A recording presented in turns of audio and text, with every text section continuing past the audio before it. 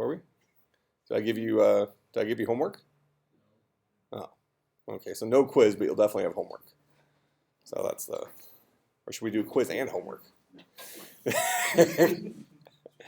All right. So let's we don't have time for a quiz anyways. We got to get into some more programming crap so we have enough tools under our tool belt for me to start giving you hard assignments, right?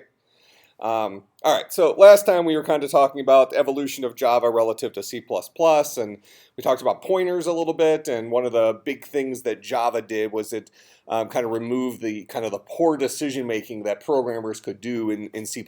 So probably used the example last time that in C++ you could choose to hand somebody a house if you're inviting them to a party, as opposed to giving them the address of where your house is. Doesn't make sense in real life, probably doesn't make sense in programming either. And then it also removed a lot of fluff from it. For the couple of you who are also taking the 390 class, the Apple Watch programming class, who by the way, check your messages in your homework assignment, because obviously your homework assignment for 390 probably went a little bit quirky because you haven't learned some stuff in here that's assumed you know in there.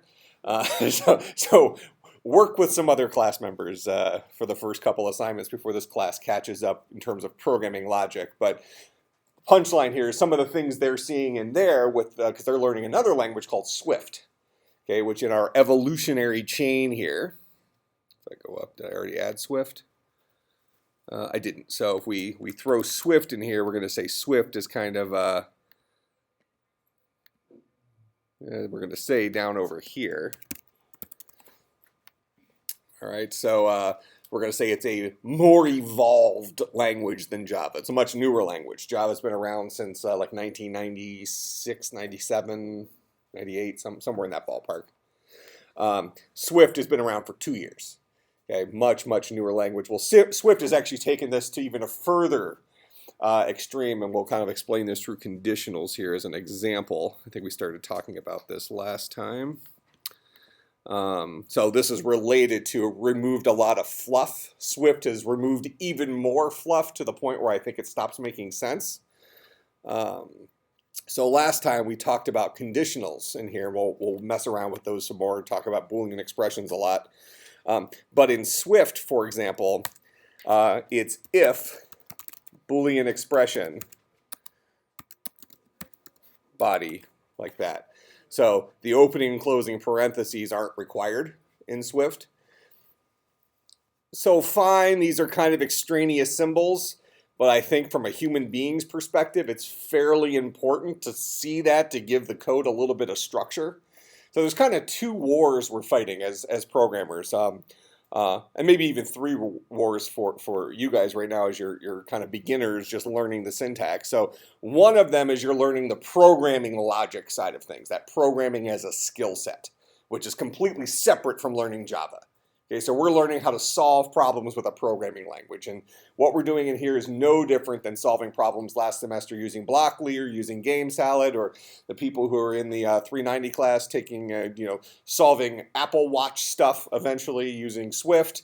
It's all the same. There's a programming skill set. So that's one battle we're fighting, right? Learning that logic, how to talk to a computer in those little tiny baby steps, because as human beings, we're used to dealing with other humans, not used to talking to this alien computer. Then we're fighting the war in here of learning this foreign language syntax that is Java, right? And in the Swift class, you're learning this other foreign language syntax, which hopefully you've already seen is shockingly similar to Java. They're very, very, very similar languages. But you're learning this syntax, right? And then the other thing that you're learning is debugging, all right? And debugging is really kind of I might even say the most important part of what you're learning. If you, and this is kind of why I encourage you, for those of you who, when you're working on your homework assignments, and you're going to go and look stuff up in Google and things like that, which is fine, because ultimately, what's the goal? The goal is for you want to get a good grade in the class, right? Okay, but my goal has less to do with what grade you get, more to do with how much you comprehend and how much you learn. So if you're going to go and find stuff on Google and you're going to, use that as your code, I'm relatively okay with that. I would really encourage you not to just copy and paste it.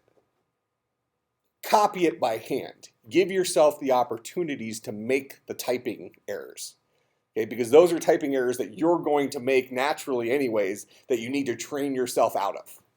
So you need to make the mistakes a couple of times first, spend 3 hours fixing it till you realize there's the stupid mistake I made, and then all of a sudden you'll stop making that mistake. If you never give yourself that opportunity to make those mistakes, when you do make it, 3 years from now when you finally make that mistake because you stopped copying somebody else's code, you'll be playing that game later on of learning how to unmake that mistake.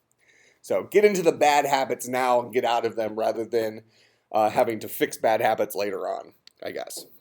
So this is a disagreement I kind of have with Swift where they've almost taken away too much. Because one of the things that's important when we're debugging code is having code that's structurally written reasonably. You need to be able to look at your code and be able to kind of see how different parts are segregated from each other. And if you write your code kind of poorly, that's going to be problematic. And let me show you some examples of this. So let's go ahead and open up Eclipse here. All right, so we were messing around with scopes last time. By the way, what's a scope? Go ahead. Sort of like bags within bags. Okay, bags within bags, and specifically, what do scopes? What are they related to? They contain certain variables. Okay, so it's where we can access variables, right? So all variables defined within a certain bag, we have access to only inside of that bag. If we have a bag inside of a bag, and there's a variable defined in the outer bag, we have access to it anywhere inside of that outer bag where we have the inner bag actually stored. So scope deals with where we have access to variables. But let's look at a couple of these structure things that I'm kind of talking about. Take the scope stuff out of here. So for instance, let's just practice kind of with if statements. So I'm going to create a variable here, int a equals 5. And we're going to say if a is less than 10,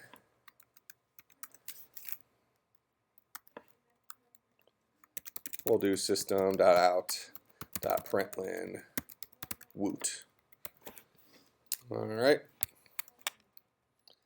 Well, by the way, in Swift, they've also removed the need for the semicolons. I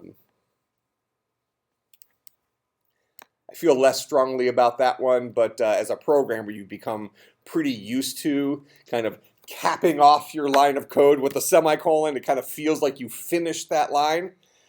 So I have found myself in Swift spending more time going back and deleting accidental semicolons than saving time by not writing the semicolon. So that just comes with practice, and also probably with since on a given week I might be programming in several different languages and you're bouncing back and forth between these languages. So like today it's going to be Java and Scheme this afternoon. I'm probably more prone into falling into crazy habits because I'm working with a little bit different syntaxes, but I find that a little frustrating with Swift. But in any case, I'm going to write two different if statements here. So this first if statement says, as long as a is less than 10, we're going to print out woot. So in this case, a is 5. Is 5 less than 10? Yes, it is, so we'll print out woot. Similarly, if I say a less than 10,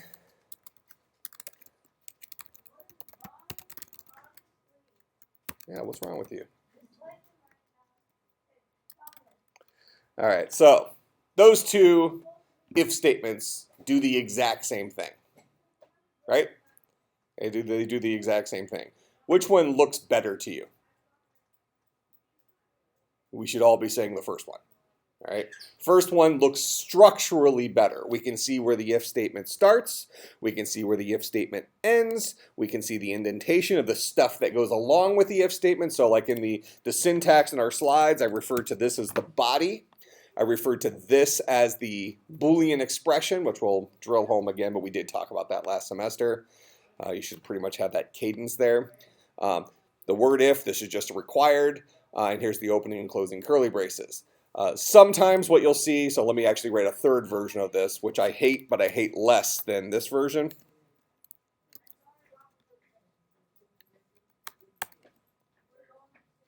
So I know some of you have been programming for a while, and I've seen you use this syntax, where the opening curly brace is on the same line as the if statement, like this. Any of you who've programmed before Are you in the habit of this syntax? You're in the habit of, why that syntax? That's just how I learned CSS. Okay, so you've become used to it. All right, so, and where do you think this syntax really came from? First of all, at a glance, wouldn't you agree that this syntax is easier to read than this syntax, at least from the perspective of you can see where the if statement begins and ends, because they're both lined up right underneath each other, right? And then everything is indented inside of it. If you're used to writing this code, it's not like this is that hard to read. All right, but the reality is as your if statement gets larger and larger and larger, this maybe becomes less convenient. Where do you think this syntax came from? Well, it's a chicken or the egg problem, not Eclipse. This was popular way before Eclipse, but to your point, Eclipse defaults to the syntax, which I also hate. So clearly, everybody else and Eclipse are wrong, and I'm right.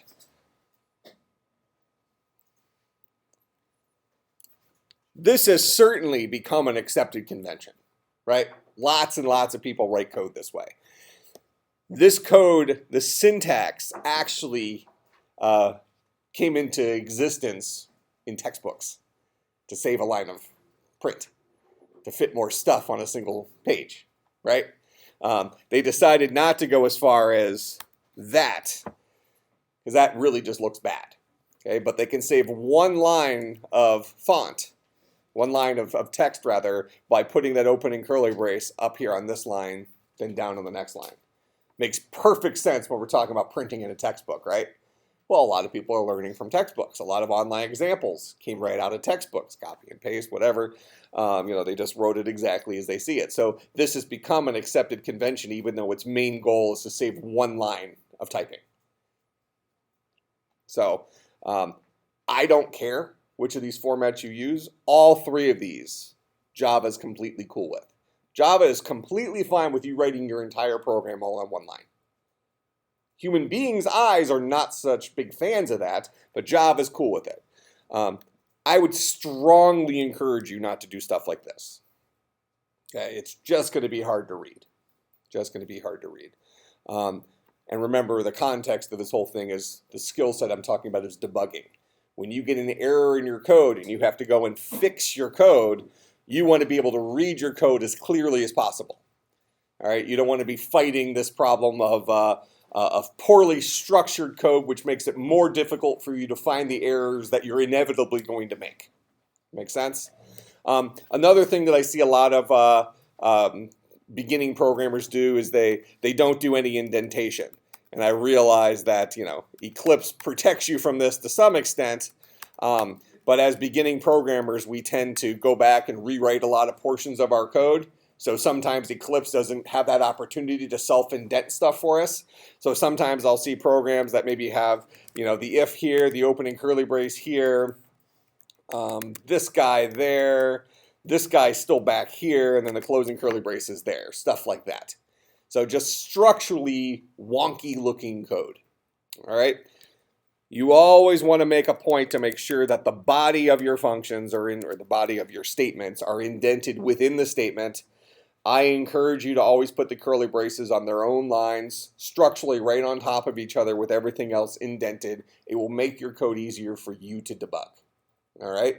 So now that I've given you that warning, I'm basically telling you I don't care which of these syntaxes you really use, but your life will be easier if you use this syntax because you'll find it easier to debug your code. Okay? If you've already moved past that and you're already used to writing things in a certain syntax and you're fine reading something that looks like this, by all means, write it. I'm not going to mark off because your curly brace is not on its own line. All right? I don't really care. I can certainly read this syntax. But if you're just learning for the first time, use this syntax, trust me. All right? Okay. So in any case, what I was getting at here is, the point I was making about Swift is Swift has removed the necessity for this opening closing parenthesis. You can use it. You can still put them in there, which I do. Don't you think that looks worse? There seems to be some sort of visual separation issue here with that Boolean expression. Like it feels to me like it looks better inside of the parentheses than with the parentheses omitted.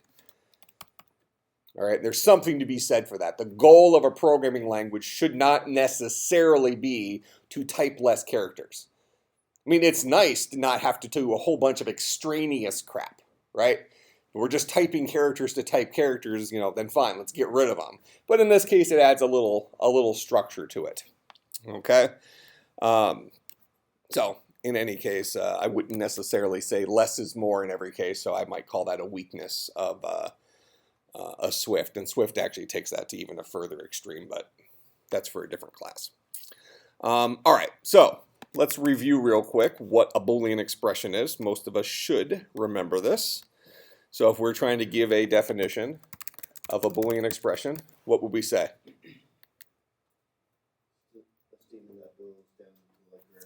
Okay, any expression that boils down to a single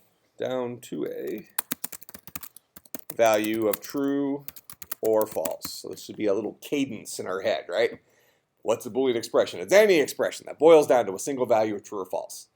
And the important aspect of that is some Boolean expressions look complex at first glance, but actually boil down to a single true-false value. All right, so that's when we start putting ands and ors together, kind of building up this really scary-looking Boolean expression, like if A is less than 5, but greater than 2, and less than 4, all this stuff like that. It starts looking complex, but ultimately it's still just true-false, a single value of true-false.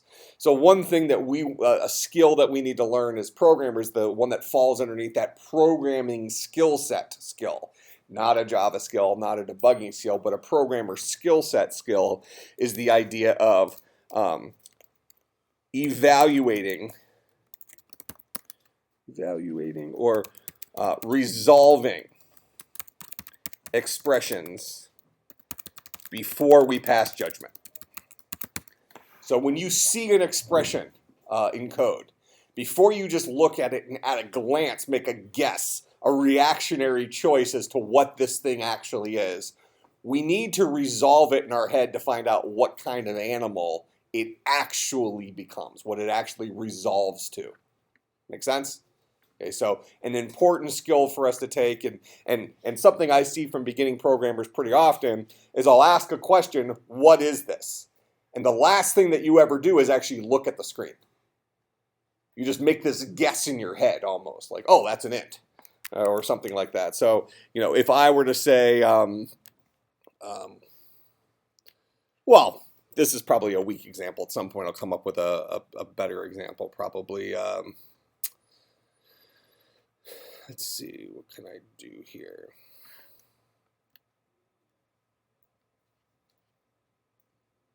Well, here, let's do it this way. I'm going to introduce strings real quick because we're going to be using them pretty often. So I'll create a string here called hello.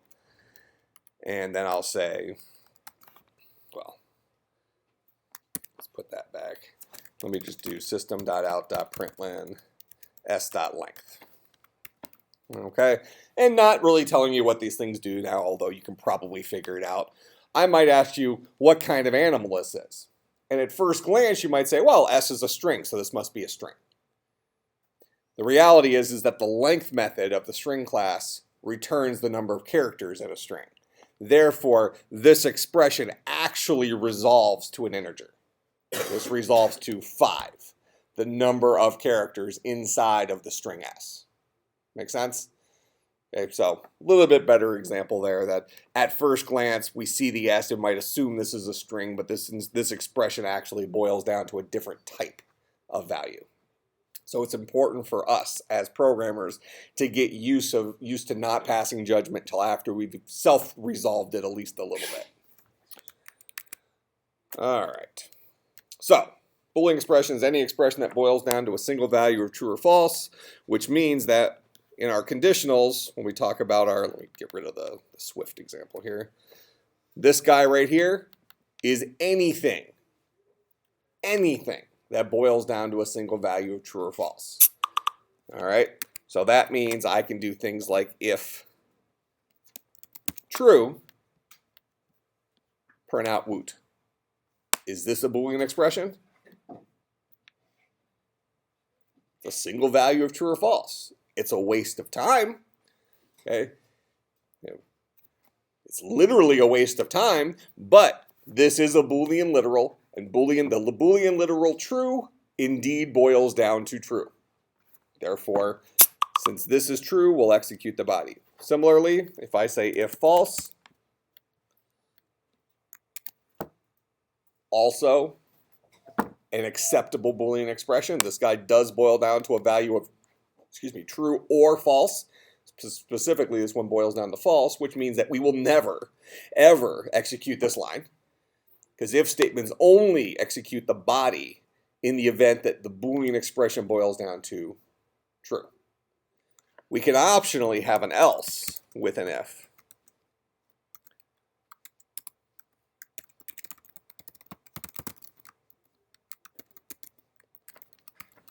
That prints out something else. So if I ran this code, the output would be blah. If I ran this code, the output would be woot. If this is true, do this. If this is false, do this. Make sense? All right, so that's our Boolean expression stuff. Now, it's important to understand that Boolean expressions go beyond if statements. These are their own kind of animal. We use Boolean expressions in conditionals. So used in conditionals, let's just say for right now, and loops. We can actually use them in a couple of other extraneous situations, but really, these animals for us are going to apply to these two different constructs, conditionals and loops. And what's the difference between a conditional and a loop? Well,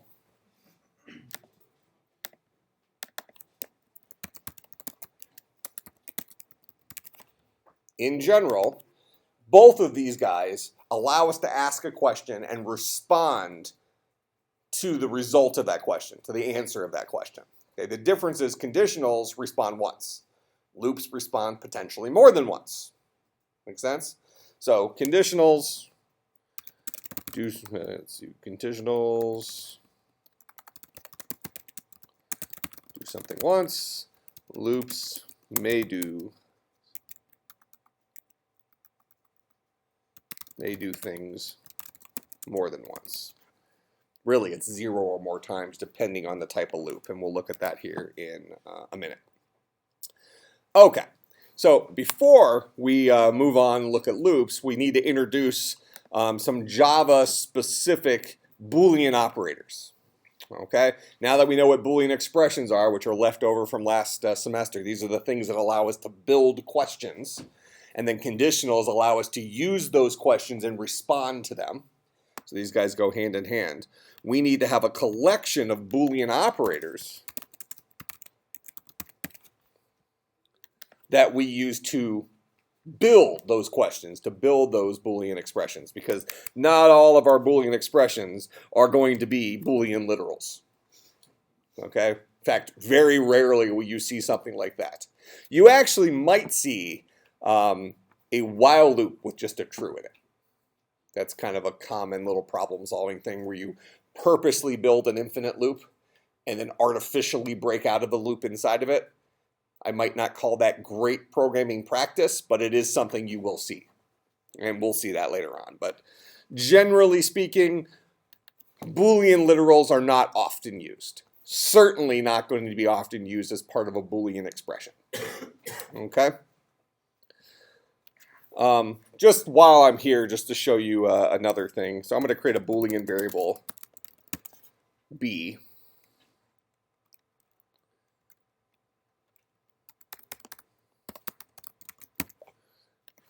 And I'm about to introduce the double equal sign for equivalence, but pretend like you already know it for a second.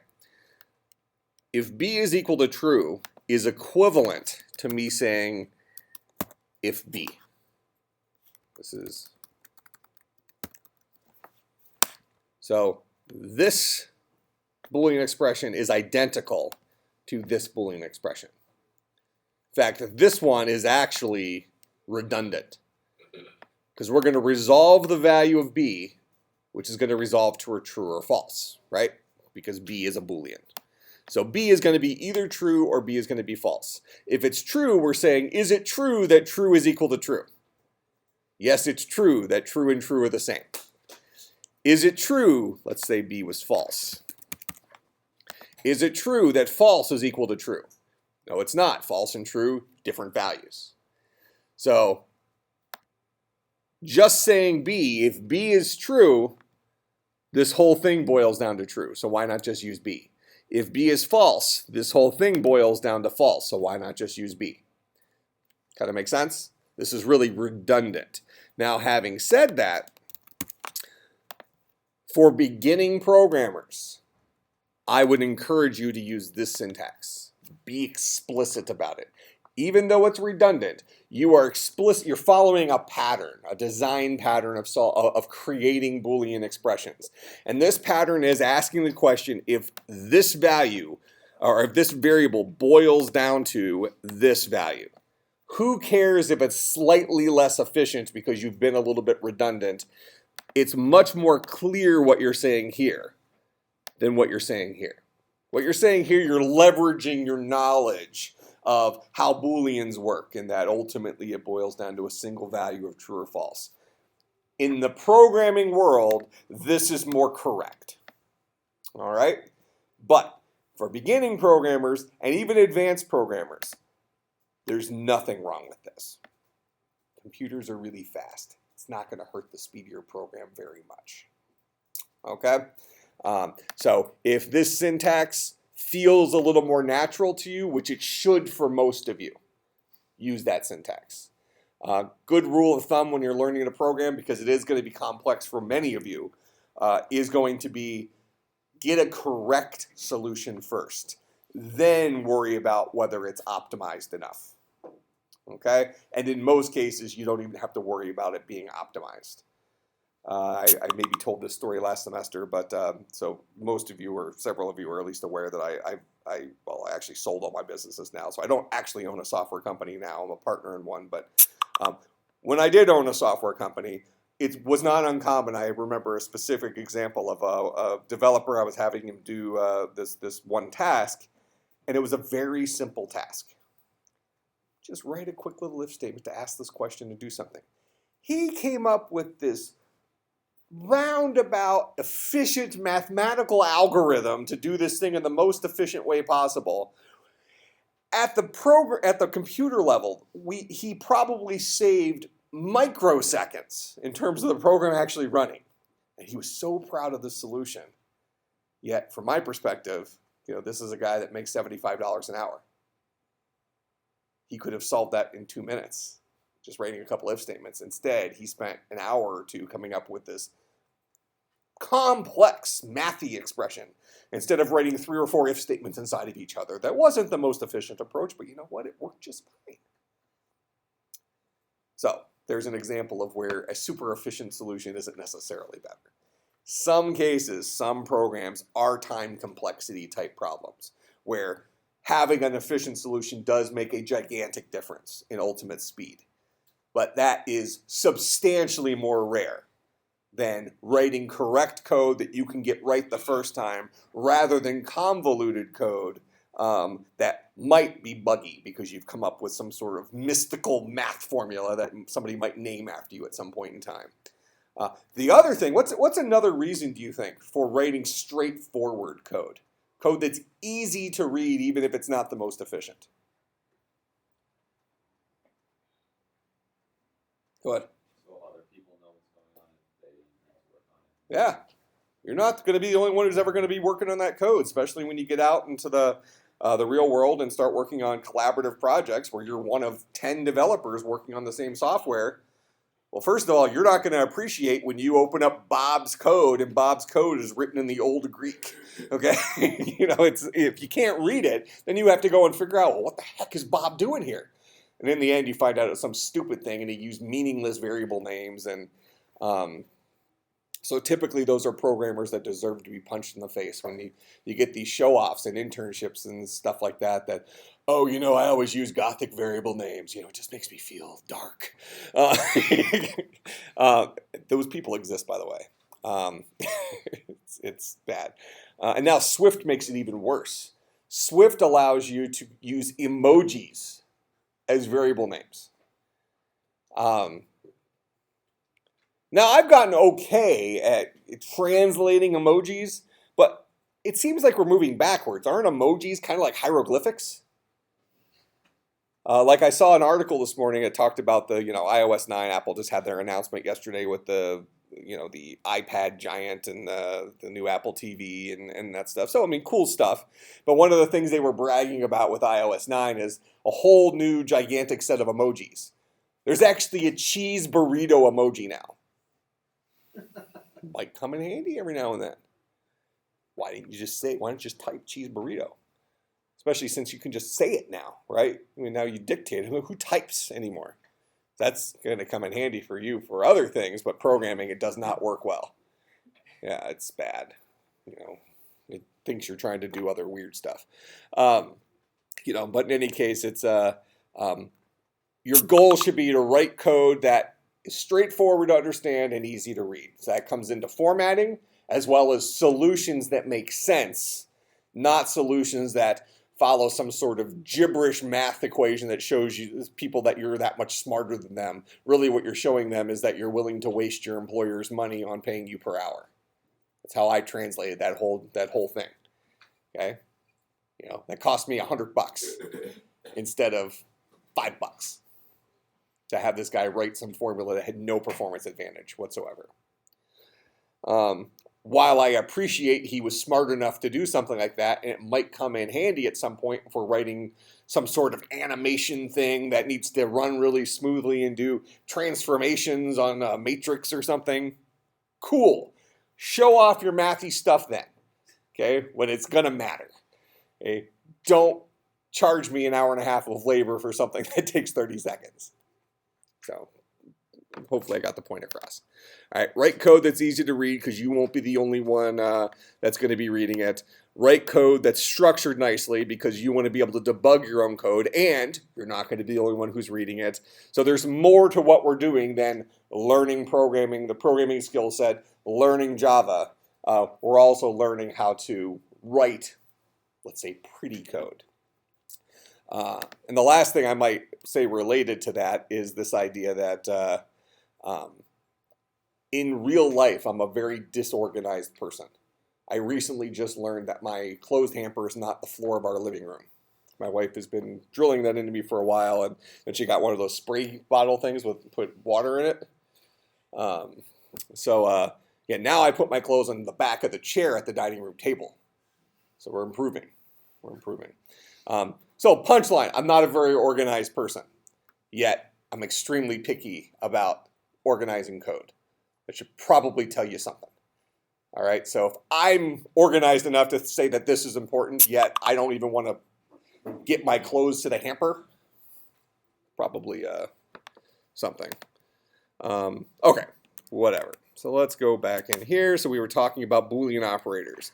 So we have our common Boolean operators that we're all familiar with just from our math classes. So we have less than, greater than, less than or equal to, greater than or equal to. Then I'm going to kick it down the line now. So these are all very common ones, right? We're used to those. One point to make here is that these two symbols have to be right next to each other. You cannot put a space between them in Java. These are considered to be one operator, okay? So this is how we write those mathy operators. So these are our math Boolean operators. So maybe we call them the arithmetic Boolean operators would probably be the best name for those guys. Then we have equals to, double equal sign, no spaces. This is the arithmetic equivalence operator. And even arithmetic is a little bit misleading. We could actually rewrite this and say this is the literal equivalence operator. So anything that boils down to a single value, a single literal, literals being things like 5, or the character A, or the value true, those are all literals. All right? The string hello is not a literal. It's a collection of stuff that all gets glued together. You might sometimes hear them referred to as string literals, but at the end of the day, it's not a true literal. Literals are singleton values. Okay? This operator compares literals to each other. And it's important to think about this, think about it like this, because let me just kind of throw a, so this only works on primitive types.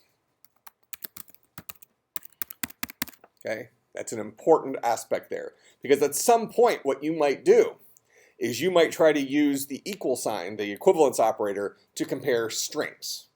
We'll talk about strings here in a few minutes. Strings are object types. They're the other kind of type. Primitive types, we said last time, are capable of only holding a value, right?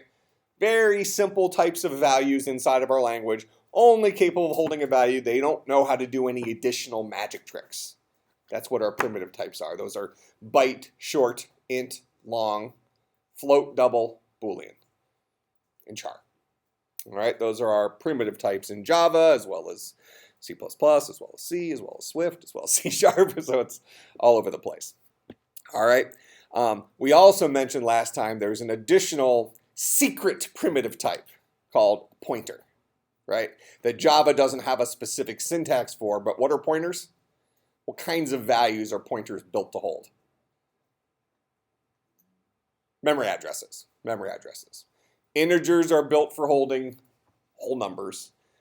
Pointers are built for holding memory addresses. All right. Now, a memory address is a literal. So if I take two objects, like two strings, or two random objects, or two cats, if I invent my own object called a cat, and cats have, I guess, color of fur and temperament or something like that. That's what makes up a cat. And I try to compare cats to each other with the double equal sign. It's not going to compare whether this cat and this cat have the same color of hair and temperament. It's going to compare whether or not the memory address associated with this cat is identical to the memory address associated with this cat. It's going to compare the memory addresses, the pointers of those.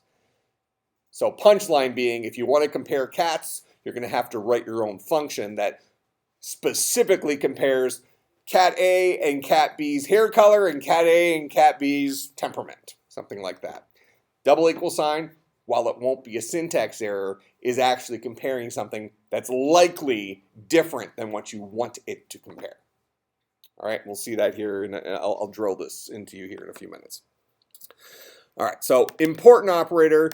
So the first thing to remember here is the double equal sign, not the single equal sign. The single equal sign is our assignment operator. Let's actually just create a quick slide for that. Single equal sign, this is the assignment operator. Oh, by the way, just so I don't forget, I posted about it on Slack, but the online slide set should work now. Apparently, iCloud doesn't like being launched inside of a frame, so I just had to change the setting to launch it in a new window, and everything was peachy. Has anybody used it? Can confirm that it works now? Yeah, it works. It works? Okay. Okay, so single equal sign is the assignment operator. Double is the equivalence operator. So the assignment operator, this guy, assigns the value on the right-hand side to the variable on the left-hand side. So the equivalence or the assignment operator rather is used to assign values to variables. So this guy's always var name followed by equal sign followed by value. Like that. Okay? And this also ultimately boils down to the value. So you could actually ask the question, you can say, think something like, if A equals 5 less than 10, do something. Java might want you to put this in parentheses or something like that. I would call this bad programming practice. Okay, you're just trying to show off, trying to put too much stuff together. But technically, this will assign the value of 5 to the variable A. So A from this point forward would now be equal to 5. And then that code right there will boil down to 5, which then allows us to ask the Boolean expression, is 5 less than 10, which is true. Okay, so this would be another example that at first glance, this doesn't necessarily look like a Boolean expression. In fact, at first glance, this maybe looks somewhat like a syntactic train wreck. But in general, this does boil down to a Boolean expression, true or false. But never write it like this. If you want A to be equal to 5, do one line that says A equals 5, and then the next line should say if A is less than 10. Two separate lines. Okay? So that's the assignment operator.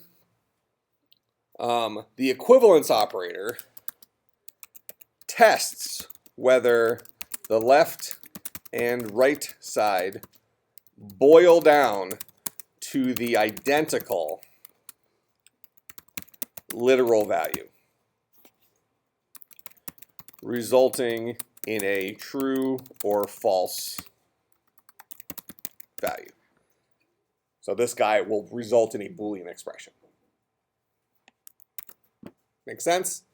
So again, common mistake for beginning Java programmers is interchange single equal sign and double equal sign. So understand the difference there. All right, so then we have not equal to. So this is, let's just say this is the inverse of equal to. Still works on literals, same exact thing, but we'll give the alternative answer. So if we say that 5 not equal to 5, that will come out to false. 5 is equal to 5. Make sense? All right. So these are our arithmetic Boolean operators. Now we have our logical Boolean operators. So logical Boolean operators, we have not. So this is the not operator. And what does the not operator do? It flips a Boolean expression to the inverse value, i.e. not true is false, not false is true. Make sense?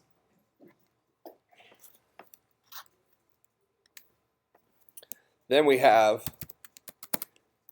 the AND operator.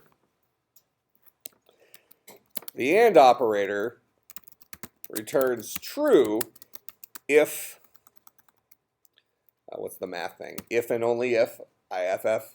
So if and only if the left-hand side and the right-hand side are both true. Otherwise, it boils down to false. So that's what the AND operator does. This and this, in order for the whole thing to be a Boolean true, they both need to be true. Make sense? Then we have the OR operator in Java.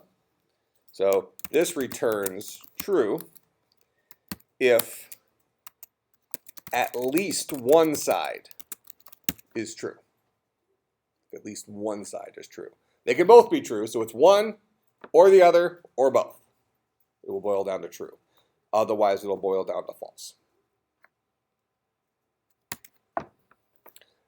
Okay. Next, we have the, well, I'm going to say this is the end of our common Boolean operators. I'm going to show you a couple of additional ones that you will rarely, if ever, use, but I just want you to know about their existence. Okay? These next ones, I'll never test you on. All right? But No, they exist. So there's another one, and the reason this next one's important is because of our preconceived notion of what the caret means, we might try to use it to take something to a power. That is the XOR, or the exclusive OR operator. So this is same as OR, but both sides cannot be true. So exclusive OR says one or the other, but not both. That's what exclusive OR means. It's not that it's not powerful, but you can build exclusive ORs out of ORs and ANDs. So most programmers will build, if they need to accomplish the logic of an exclusive OR, they'll build it out of ORs and ANDs, which is actually interesting because in hardware logic, so for those of you who take the 325 class, is that next semester? Anybody know? Anybody already have their schedule set up for next semester? CSC250, Computer Organization Architecture? I teach it, I just don't know when it's offered. But in any case, we build hardware in there. And that's a form of programming in and of itself, but instead of typing syntax, we're putting wires together and crap like that. But what's interesting is kind of an inverse thing is in programming, we typically build exclusive ORs through ANDs and ORs. In hardware, these are called gates. We have AND gates, we have OR gates, we have XOR gates, we have NAND gates, which is not AND. The interesting thing is that commonly in hardware, things are built with XOR, XOR gates, or NAND gates, not ANDs and ORs. ANDs and ORs are very rare. And part of it has to do with cost of hardware. So what a company like Apple or something can do is they can buy NAND gates and XOR gates in huge quantities very cheaply instead of having all these extra little things. So they build everything in terms of XORs and NANDs. It's kind of an interesting inverse fact about programmers do it one way and hardware, because of the cost of the hardware, do it another way. And actually it's all out the window now because now we have printed circuit boards. So not so often, except when they're at the prototype side of things, do you have, some dude in a lab coat sitting there soldering gates onto a breadboard for hardware. That's when they build the prototype and see it all working, and then they put it into a machine that ultimately prints out wires on a circuit board to make it all work. But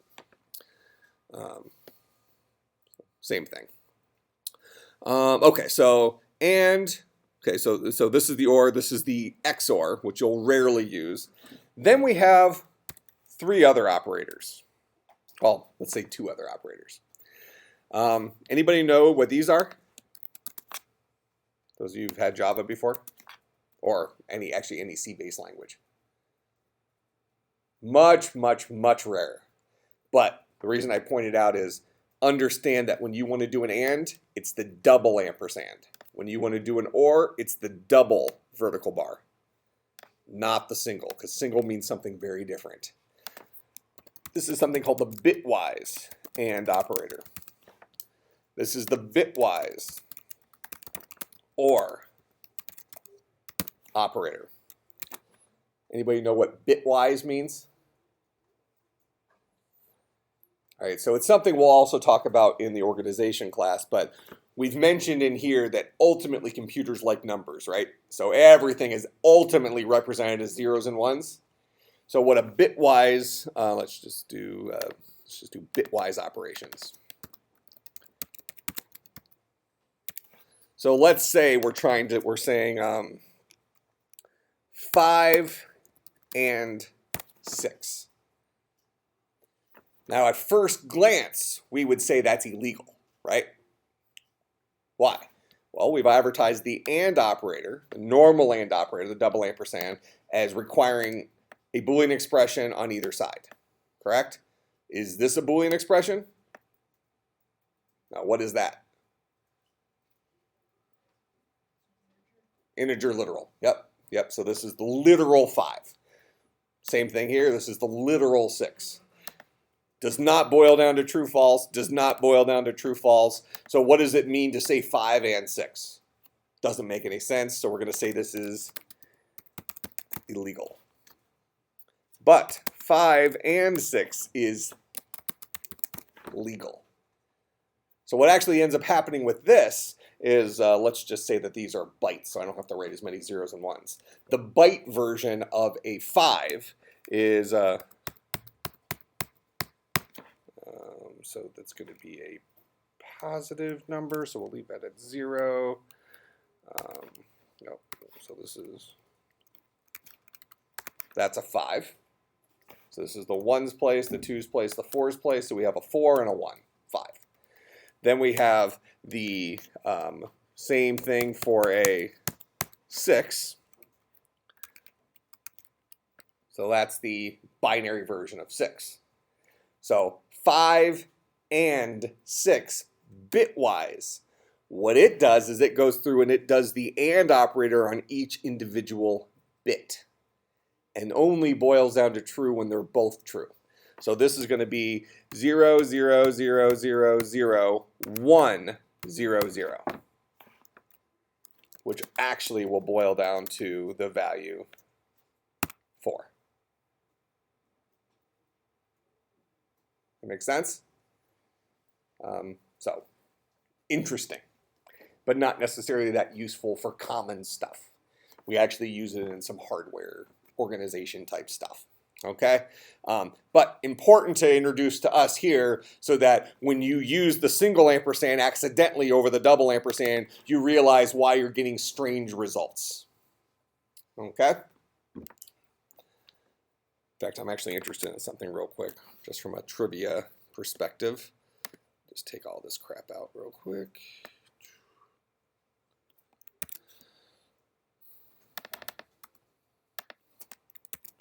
What is this guy complaining about right now? Public static void main string array elephant. Oh, we're missing our opening curly brace. All right, so I'm going to just try this. I'm going to say system.out.println. Let's just do 5 and 6. Let's make sure I've given you a. So there's our 4. Okay, so I didn't lie to you. All right, so I'm interested in this. True, false. Okay, good. So what this actually did is it did binary 0 for, actually binary 1 for true and binary 0 for false. It probably actually did 7. I got 7 zeros, close enough.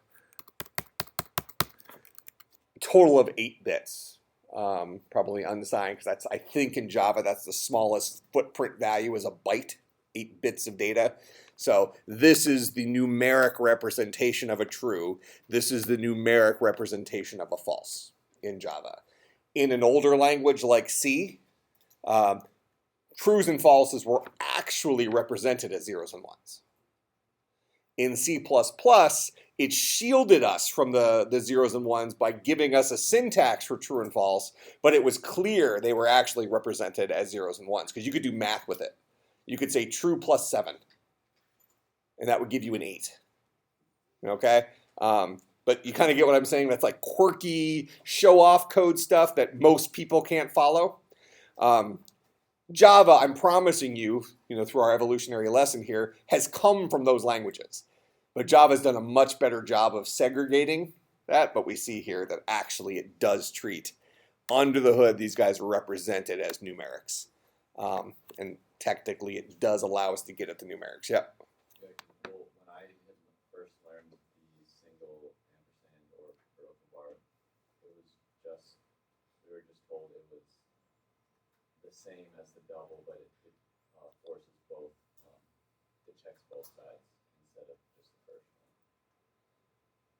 Same as the double.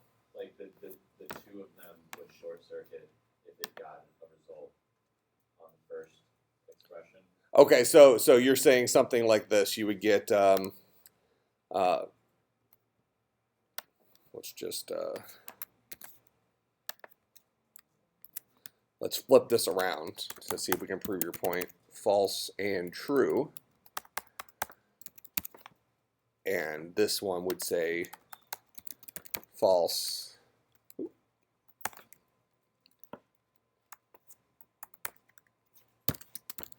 and true. So what he's saying is what I think you're saying, so correct me if I've misinterpreted, that with an and, since both sides need to be true, as soon as we hit the false here, it won't even bother checking this other side.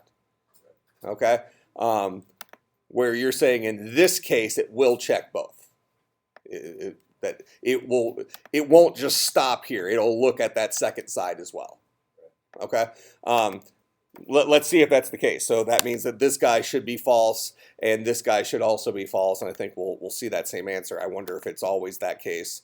So they both come out to be false. Like the cases where it would affect things would be like, say, if you go, if the index goes up down or something. Sure. Yeah. So what he's really saying is something like this. If let's just say we have random r. Let me just roll with this for a second. Random r is equal to nil. Let me just import java.util. I'll show you how to do random numbers here in a second. Actually, let's just do that. Random r, and let's say that if false and r.nextInt 10 is less than 5. Let's just do the same thing here. Looks like Java is going to yell at me, but we'll just use this as a functional example. So it looks like there's truth to what you were taught. So my object R here, which is of type random, which I can use to create random integers, for example, I didn't actually give a value to. So this is just a variable of type random named R that has nothing stored inside of it. It's okay down here because it starts off as a false. So since this starts off as a false and this is an and, we won't even try to generate a random number from nothingness. Okay? So this object R, which is supposed to, as I've kind of advertised it as being a random object capable of generating random numbers, isn't actually there. This is just a variable capable of holding one of those machines. The machine isn't present. Not a problem down here since we've used a double ampersand, and the double ampersand will automatically short circuit when the first part is false. It won't even try the second because it's wasting time. Where the single ampersand is actually evaluating both sides. My guess, however, is this, that, well, actually it's clear that the logic is what, so it's a both and thing. So the single ampersand and the single vertical bar, well, we've already seen it, is the bitwise operator.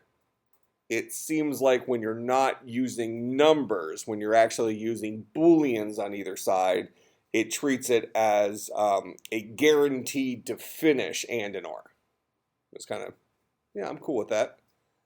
I was going to say it must be doing the actual math, but that can't be the case because the compiler's complaining about it right here. Local variable r may not have been initialized, so this guy's aware, the single and operator is aware that both of these dudes must be resolvable, and it's yelling. Okay, interesting. All right, so more just interesting fact type stuff. I would say rarely would you use it in this circumstance. Although I can see that there might be some situations where you might be interested in testing both sides. But you know, the example he brought up might be dealing with like arrays, collections of elements, things like lists that we talked about last semester, where you might say if the index is less than 10, then let's look at bucket whatever of this guy because we know there's only 10 elements in it. But if it's not less than 10, don't try to check it because you're going to be accessing any legal element. You'll try to access bucket 12 of something that only has 10 buckets in it. Okay, so you can use this syntax here for that type of stuff and protect yourself from a crash on that second half because if it doesn't pass the first half, it won't even try the second half. All right, and we'll see examples of that, just more trivia knowledge right now. For us, right now what we should get out of this is this stuff up here. Everything to the vertical bars. Exclusive OR and the bitwise stuff, unimportant in our world. All right? So any questions about that? All right. So now let's look at loops. So we've seen that conditionals are kind of like loops, except conditionals do something once, loops potentially do it multiple times. All right, so we have 3 kinds of loops, and we talked about these last semester, so I'll just zip them out here real quick. There's actually sort of kind of 4 now, but I'll introduce the for each loop later. Let's just deal with our stock loops. So we have a for loop, a while loop, and a do while loop. For loops lend themselves to counting problems. While loops lend themselves to problems where we do not know how many times we will repeat. And do while lend themselves to problems where we do something at least once. All right, so for loops, go through all the numbers between 1 and 10. Perfect example of something we'd use a for loop for. While loop, do something until somebody presses any key. We have no idea until how long it's going to be until somebody presses a key, so just keep doing, okay? Do while loop, some things that happen once. This will be your rarest loop that you'll write, but it's actually very commonly available for very specific things. For instance, authentication. You always have to provide your username and password at least once. And then if you screw it up, it'll ask you again. Okay? So do while loops, as programmers, we won't write nearly as often. But the reality is that they are important. For loops and while loops, I would say, are relatively interchangeable. Because this guy is what's called a pre-check loop. This guy is a pre-check loop. This guy is a post-check loop, which is what kind of leads it to happening at least once. This has to do with when do we check the Boolean expression. In pre-check loops, we ask the Boolean expression, we ask the question before we execute the body of the loop even once. So pre-check loops, like for loops and while loops, are not guaranteed to execute even once. Okay, they execute 0 or more times. Do while loops are guaranteed to execute at least once because we don't ask the Boolean question until after we've executed the body once. Make sense? Just more facts to throw in our head. Let's look at syntax for these guys. So for loop syntax. It's going to give us generic syntax and a couple of examples, and then you'll have a homework assignment that'll drill this. I would say our most common loop will be the for loop. Very, very commonly in programming, we're counting through things. We're doing something 20 times. We're doing something 100 times. We're going through every element of an array, and that array is size 25, that kind of stuff. All right. So for, the syntax for this is the word for, all lowercase, followed by an opening parenthesis, followed by, and I'm really giving you kind of the stock uses for this. There's some flexibility in this format, but I'm going to tell you how it's typically written. So just stick with that for now, and you'll kind of learn the idiosyncrasies later. So we usually have var def. We have a var definition, followed by a semicolon, followed by a Boolean expression, followed by a semicolon, followed by var change. Closing parenthesis, opening, closing curly brace. All right, so for example, if I want to go through all the numbers between 0 and 9, I would say for int I is equal to 0, I is less than 10, I is equal to I plus 1. And this is the body here. So maybe we say system.out.println I.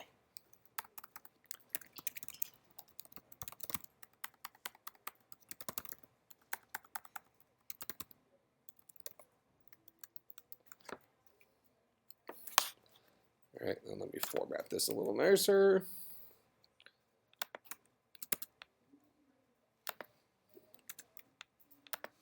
All right, so there's an example of a for loop. So if I just steal this code, this will print all the numbers between 0 and 9 to the screen.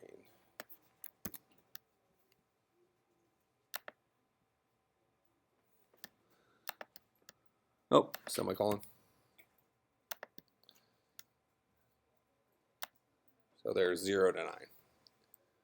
I start off at 0, so this happens exactly one time in a for loop, and it happens first. Then, because it's a pre-check loop, we ask the question, is 0 less than 10? Is the current value of I less than 10? It is, so we'll execute the body. That's where this 0 printed out. Then we'll change the value of I. 0 just became 1. Is 1 less than 10? Yes. Print out 1. 1 becomes 2. 2 less than 10? Yes. Print out 2. 2 becomes 3. 3 becomes 4.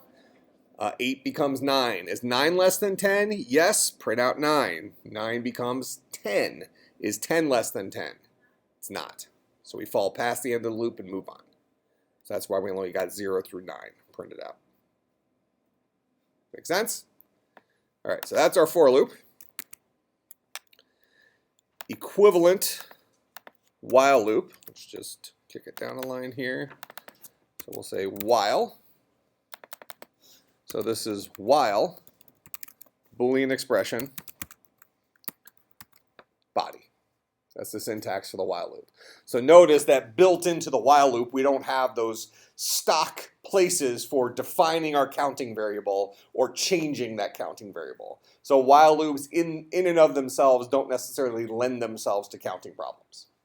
That doesn't mean we can't turn it into a counting problem. So if we wanted to accomplish the equivalent thing, we would say something like this. Int I is equal to 0.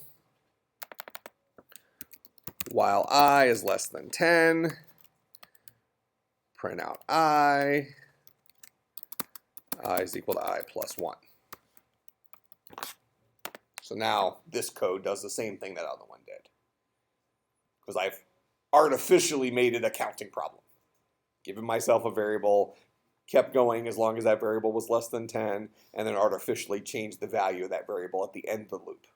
So now I've made it act like a for loop. Okay, so that's our syntax for a while loop. Finally, do while loop.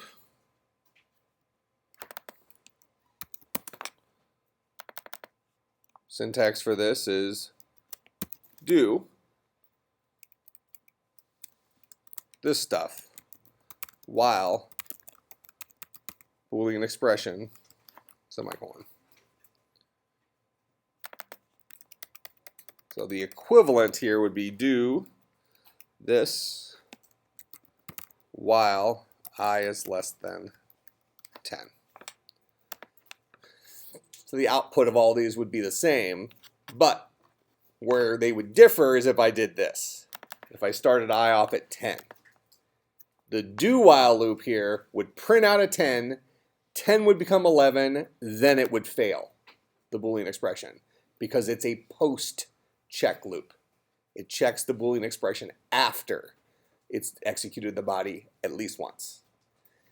If it were a while loop, and I changed this to a 10, because it's a pre-check loop, we'd ask the question, is 10 less than 10? It's not. Nothing would print out.